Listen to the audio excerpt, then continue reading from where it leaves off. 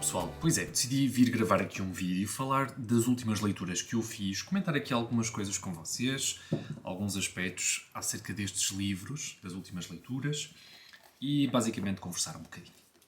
Portanto, eu já transmiti ao Leandro Garuti, que foi o vencedor da Box do Saramago, que já fiz o envio, e gostava de comentar um bocadinho com vocês acerca desse aspecto do envio para o estrangeiro. Neste caso, o Leandro era do Brasil e eu fiz o envio através dos CTT. E da parte dos CTT o processo é bastante simples. Garantiram-me que da parte deles seria bastante rápido também a chegar ao Brasil, até porque o envio é feito por avião, mas depois eles disseram que lá eles poderiam demorar um pouco mais, que nem sempre as coisas funcionavam muito bem e que poderia, eventualmente, até a encomenda, neste caso o meu envio, ficar retido na alfândega. Pelo que depois o Leandro teria de pagar um pequeno valor para fazer esse levantamento. E de facto os envios para o Brasil ou para qualquer outro país fora da União Europeia, fora da Europa, são bastante dispendiosos. Pelo que talvez eu não consiga fazer tantos sorteios internacionais como aqueles que eu gostaria, infelizmente. Já tinha também noção disso e eu quis então realmente demonstrar às pessoas que estão desse lado a assistir aos vídeos, também estão a contribuir aqui para o meu percurso enquanto leitor e eu gostava de retribuir de alguma forma mais substancial e esse foi então o meu gesto. Portanto, sim, a experiência com os CTT é sempre boa, nunca tive más experiências com os Correios de Portugal, mas realmente talvez não consiga depois fazer sorteios do mesmo género e eventualmente terei de me restringir aqui durante alguns tempos a sorteios nacionais. Mas, como é lógico, um dia, sem dúvida, voltarei a repetir esta experiência de sortear e dar essa possibilidade a pessoas que estejam a ver, independentemente do local onde estejam a ver.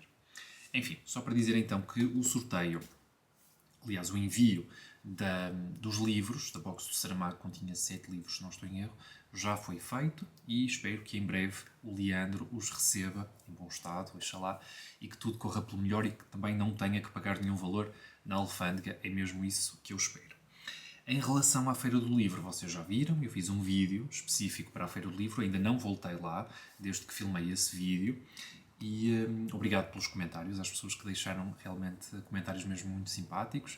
Até tive pessoas que efetivamente estavam na feira no mesmo dia, no dia da abertura, mas que por acaso não nos cruzamos. E agora sim falar sobre as leituras.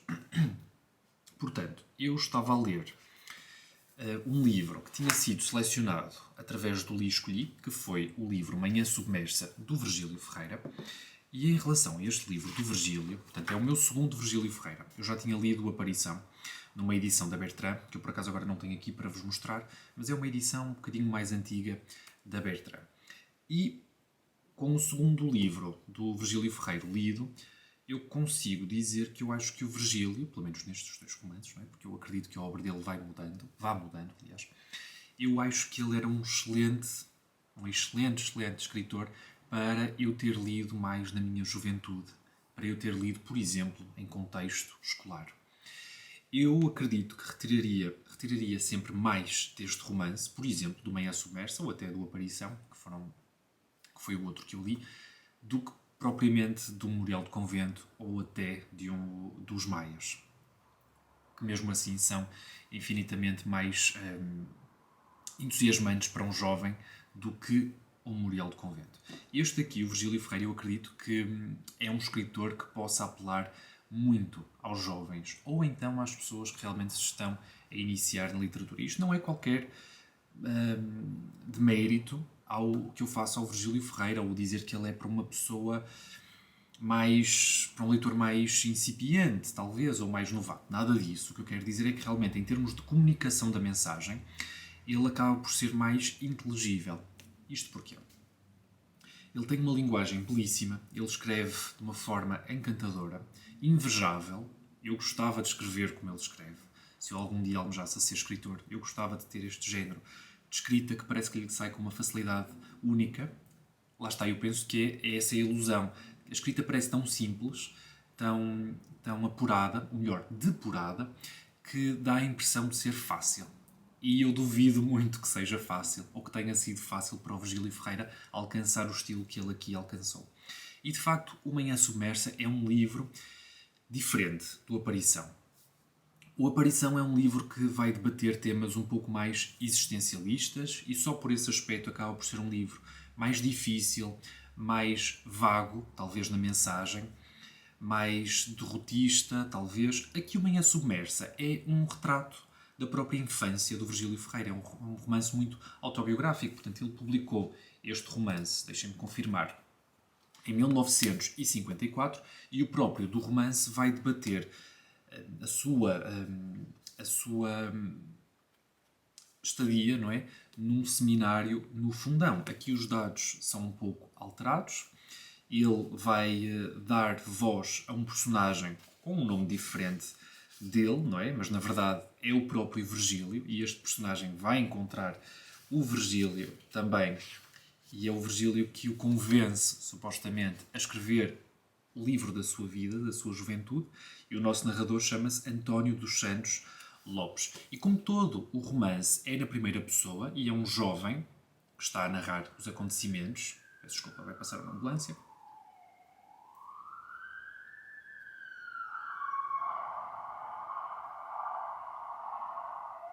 Acho que já passou.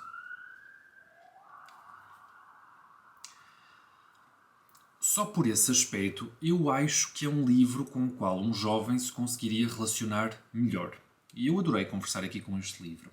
Eu voltei a adotar a metodologia de ler com um lápis, neste caso uma lapiseira na mão, para ir conversando com o livro, escrever os meus pensamentos, que eu acho que depois só vai tornar ainda mais rica uma releitura. E eu ia conversando bastante com este livro.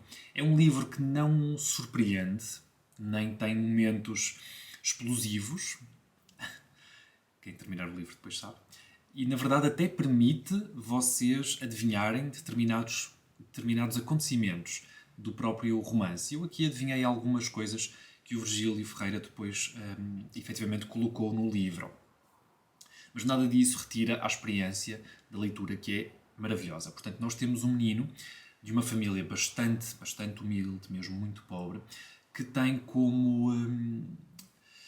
sei lá, como é que eu ia dizer, uma protetora, uma senhora que está interessada em, de certa forma, dar-lhe uma educação, que é a Dona Estefânia, que é aqui a representação do próprio regime de Portugal. Portanto, ela é uma representação da própria ditadura salazarista.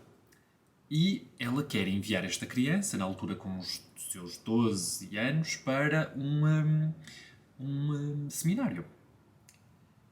E o António, coitado, não sabe sequer se tem vocação para aquilo, mas, como é lógico, vai. E a despedida dele logo ali no apiadeiro, portanto, a despedir-se daquelas pessoas da sua vida comum para ele ir desamparado, sem qualquer tipo de pessoa conhecida com ele, para ir para este seminário. Eu até comentei no Liscolhi que esta imagem lembrou muito Harry Potter. E claro que os livros não poderiam estar mais separados nos temas, em tudo o resto, mas na verdade lembrou-me e é completamente oposta a sensação do António a chegar ao seminário, do Harry Potter a chegar a Hogwarts. Portanto, Hogwarts para Harry Potter era casa, aqui para o António já seria quase como uma prisão com as suas regras.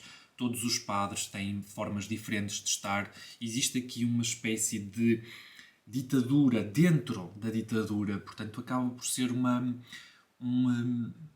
ambiente ainda mais severo do que o próprio ambiente exterior. E depois temos, claro, aqui a convivência destes miúdos todos sob a guarda destes padres, a diferente estratificação que eles estabelecem entre eles, e de facto existe, é uma estratificação muito militar, não é? Lembra muito os cargos militares, e depois existe aqui muito tabu, as crianças se tratam por você, que torna tudo muito impessoal. Mas o facto é que mesmo assim, apesar disso tudo, se criam laços. Portanto, eu acho que este livro é maravilhoso. Fiquei rendido a Virgílio Ferreira. Quero ler muito mais do senhor. Gostaria imenso de ler os cadernos dele. que são o Contracorrente, acho que é assim que se chama, Contracorrente ou Contracorrente, não sei dizer. Mas acho que não estão editados ainda pela Quetzal, mas sim, gostei ainda mais deste do que do Aparição. Eu já não me lembro que classificação dei este livro no The Storygraph, mas eu acho que não foram as 5 estrelas. Acho que ainda vou ler coisas do Virgílio que me vão cativar ainda mais, que me vão deixar ainda mais impactado, mas talvez numa releitura, quem sabe, não aprecie ainda mais o livro. Como eu vos disse, eu conversei ainda bastante com o livro. Exatamente, portanto eu dei 4.25. O Storygraph permite esta classificação intermédia entre as estrelas. E os 25 foi para dizer que eu efetivamente gostei mais deste livro ainda do que o Aparição, que já foi um livro que me deixou bastante entusiasmado. Cá em casa, creio que ainda temos um outro, que eu agora já não vos sei dizer qual é o título. Mas sim, Virgílio Ferreira é sem dúvida para continuar. E não entendam então esse meu comentário de que a escrita é simples e que pode ser bastante apreciado por um jovem como uma forma de retirar mérito ao Virgílio Ferreira e dizer que ele é um escritor para jovens. Nada disso. Ele é um escritor bem maduro e lá está. Por a escrita ser assim tão bem pensada, tão bem concebida, realmente torna todo o processo de leitura um autêntico prazer, um autêntico deleite. E realmente acho que um jovem retiraria muito deste livro, mais ainda do que muitas das escolhas que no Programa Nacional são feitas, não é? Para os jovens. Portanto, sim, quero continuar a ler Virgílio Ferreira. Depois, eu decidi escolher um livro. Não foi dentro de um livro que escolhi, portanto, eu fui à minha estante e quis ler este livro, que foi o livro do Alfred de Musset, A Confissão de um Filho do Século. E este é um livro, eu espero que a bateria não me falhe, porque eu quero falar deste livro. É um livro que, se eu vos contar o enredo, dificilmente vos vai suscitar curiosidade. Mas este foi um dos melhores livros que eu alguma vez li na vida. Ponto. Mas ponto. Sem qualquer dúvida. E obrigou-me a pensar então em todos os livros que eu já tinha lido este ano e realmente fica muito difícil fazer aqui um ranking. Portanto, eu li este ano a Ilíada e dificilmente eu retirarei a Ilíada do primeiro lugar, mas este livro está lá, disparado, lá em cima. Talvez até a par da Ilíada. Isto porquê? Eu vou contar-vos assim muito por alto de que é que fala este livro, mas nós temos como personagem principal o Octave. E eu penso que o livro é, exatamente, também é na primeira pessoa, à semelhança de Manhã Submersa, mas o Octave terá uma idade, ele é um pouco mais velho do que o António. Portanto, ele terá os seus 17, 18 anos, talvez no início do livro, enquanto que o António era uma criança, tinha 12 anos. E, enfim, aqui, no começo do livro, o Octave revela-nos que, aliás, deixem-me só dizer quando é que este livro foi publicado. Portanto, este livro foi publicado em 1836, tem quase 200 anos. E no início do livro, o Octave, então um jovem com os seus 17, 18 anos, admite ter uma amante. E esta amante é uma senhora bem mais velha do que ele, já viúva, mas, como é lógico, neste contexto histórico, qualquer caso amoroso que essa pessoa pudesse ter seria motivo de escândalo. Portanto, isto tudo é muito segredo, não é? E logo aqui nos primeiros momentos, nas primeiras páginas, o Octave admite que a sua amante está, como é que eu ia dizer, está a enganá-lo. Como é que ele descobre isto? Num jantar, ele, por motivos de ter deixado cair um talher, já não me lembro se uma faca, se um garfo, também não vem aqui ao caso, ele espreita debaixo da mesa e vê que a sua amante, já a largo tempo, está ali num roçar de pernas e de pés com um dos seus melhores amigos. Portanto, ele fica logo extremamente aborrecido e decide tirar satisfações primeiro com esse seu grande amigo. E existe aqui um duelo, ele sai magoado, depois quando recupera vai então enfrentar a sua amante, pedir satisfações, o porquê de ela o andar a trair, ela pede imensas desculpas, ele não lhe perdoa, no entanto muda de ideias, volta atrás e vê a amante no quarto, toda aperaltada, já toda produzida, para depois se ir encontrar com o seu melhor amigo novamente. E é aí, num acesso de fúria, que o Octave vai agredir de forma violenta a sua amante e jura que nunca mais irá passar por uma situação semelhante. E na altura eu partilhei até este começo de livro a dizer que tinha achado isto um piadão e até fiquei com medo das pessoas acharem que eu estava a ser apologista da violência. Nada disso. Claro que o ato aqui do Octave é obsceno, mas o personagem, em todo o livro, ele não vai ser propriamente do vosso agrado. E eu acho que aí o Alfredo de Musset fez uma coisa genial. Este não é um personagem pelo qual vocês estejam a torcer, digamos assim. A partir desse momento, o Octave vai ficar altamente deprimido, vai ter aqui a morte de um familiar bastante próximo, que eu não vou dizer quem é, e isso vai levá-lo a ir para a terra desse familiar, tentar mudar de vida, mudar de amigos. Ele era muito das orgias, dos bacanais, dessas coisas todas, e ele decide que a sua vida precisa de ter uma mudança. E é lá que ele vai conhecer uma outra mulher. Enfim, eu não vou discutir absolutamente mais nada deste livro. Eu já disse, então, que este livro está ali a par da Ilíada como uma das melhores leituras que eu fiz este ano e, sem dúvida, uma das grandes leituras que eu fiz na minha vida. Depois fui buscar 3 livrinhos que eu acho que têm muito em comum com este livro do Musset.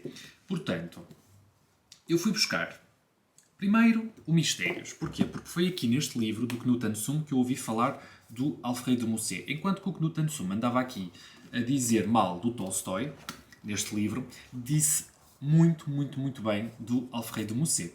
E na altura eu fui logo à FNAC, ou já não sei que livraria online é que fui, pesquisar que livros do escritor francês é que nós tínhamos cá. A propósito, o Musset foi amante de uma outra escritora francesa, bastante conhecida também, chamada George Sand. E este livro tem muito mesmo de autobiográfico, portanto, muito do que ele conta aqui é inspirado na sua relação com essa outra escritora, George Sand. E foi precisamente aqui no livro do Knut Hamsun que eu ouvi falar do Alfredo de Musset. Caso contrário, eu dificilmente chegaria a este livro que eu agora tenho como um dos favoritos. Portanto, foi aqui. E realmente existem muitos elos de ligação entre este livro e este.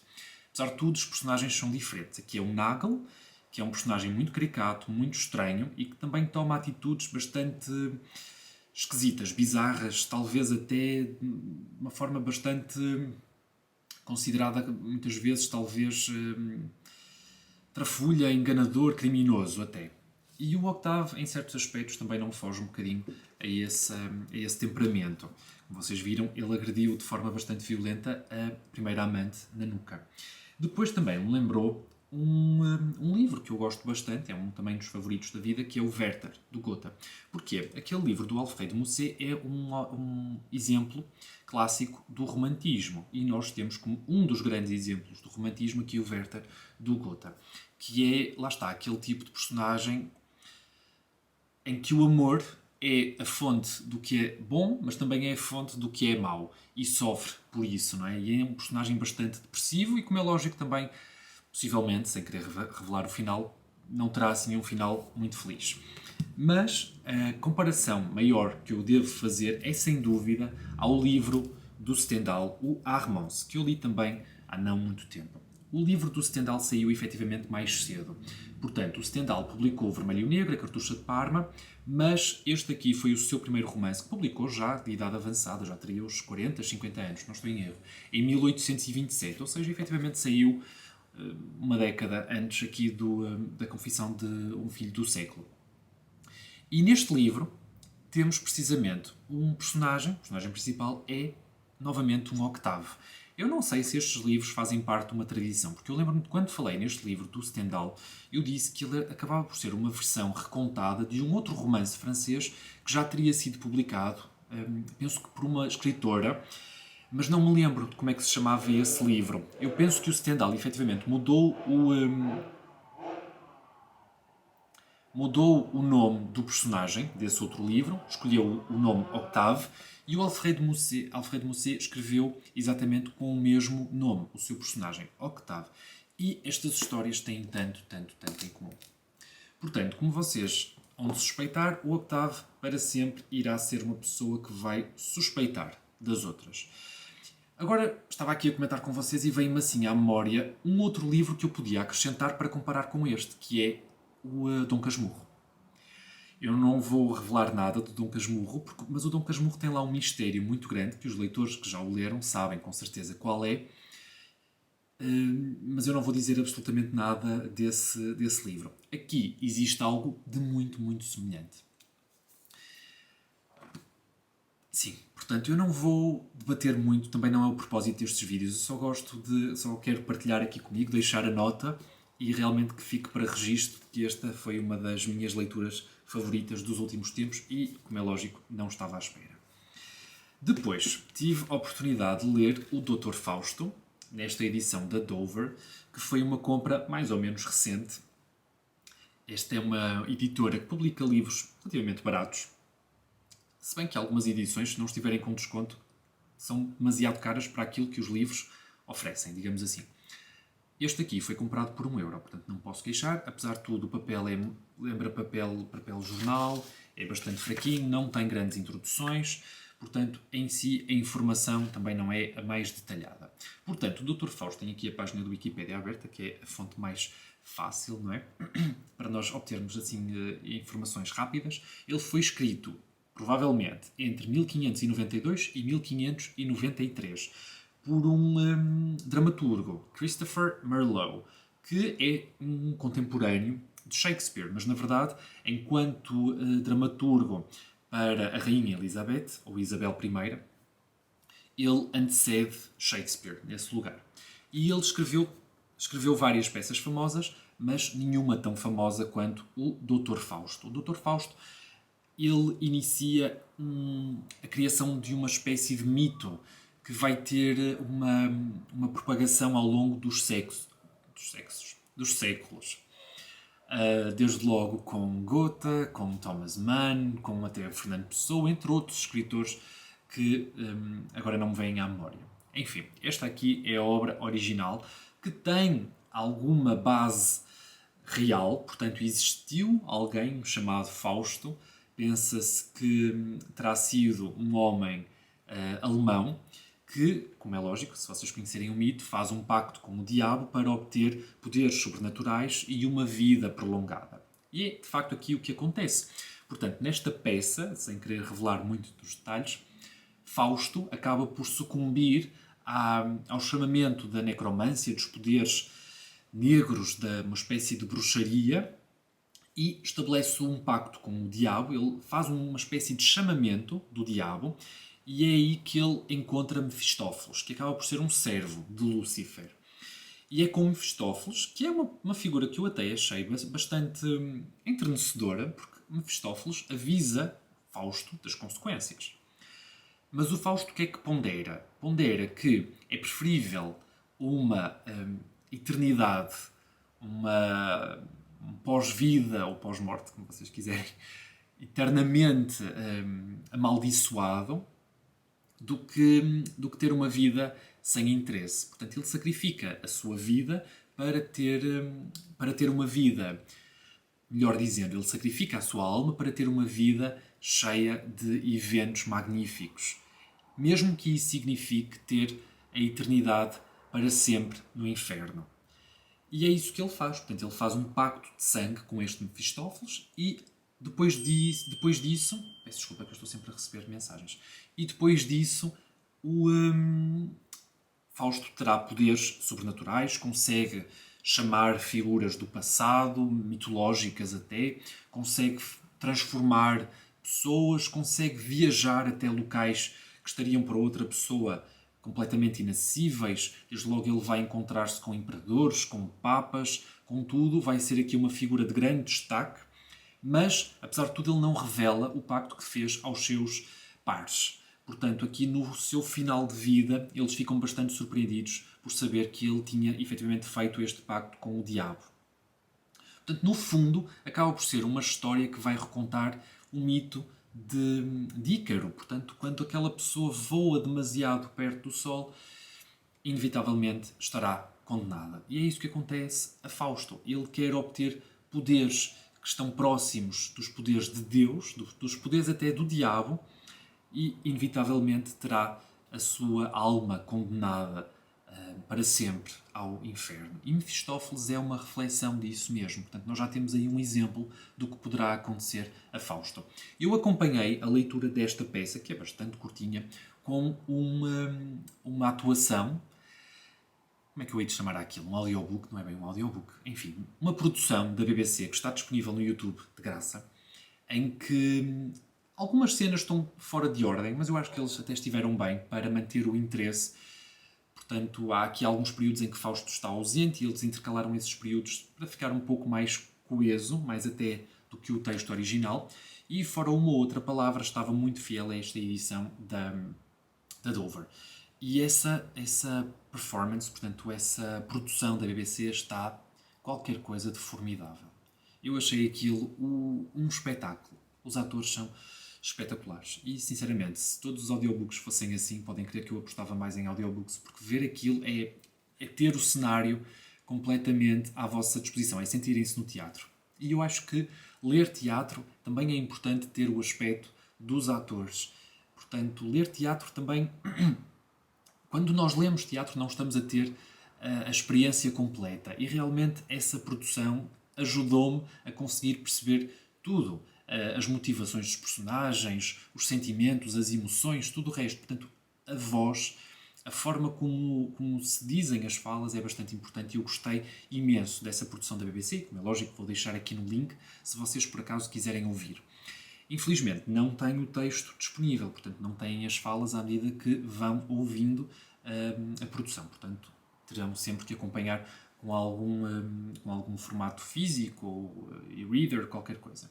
E, como é lógico, eu adorei esta peça do Marlowe, não foram as 5 estrelas, mas, porque lá está, é uma história que avança muito rapidamente, tem ali momentos em que eu senti que talvez pudesse ter algum desenvolvimento. Fausto muda muitas vezes assim de lado, não é? E talvez no final o seu arrependimento tenha sido pouco justificado. Não vejo ali grande razão para ele ter mudado de ideias. Apesar de tudo, o fim estaria próximo e talvez fosse esse o suficiente para ele mudar completamente de ideias. Enfim, gostei bastante dessa produção, não posso recomendar mais e pronto. Eu acho que está tudo. Recentemente comprei também o Fausto, do Gota, que espero ler em breve. Também já estou a ficar sem bateria. Eu agradeço vocês estarem aí desse lado. Se por acaso surgir alguma recomendação que vocês gostassem de fazer, deixem por favor nos comentários. Se quiserem comentar alguma coisa em relação a estas leituras, a vossa experiência de leitura destes livros, sintam-se à vontade para comentar. Se vocês quiserem até dizer qual é a leitura que estão a fazer agora, sintam-se à vontade também. E espero que esteja tudo bem com vocês, que estejam a fazer boas leituras e vemo-nos então no próximo vídeo. Ok? Tchau, pessoal!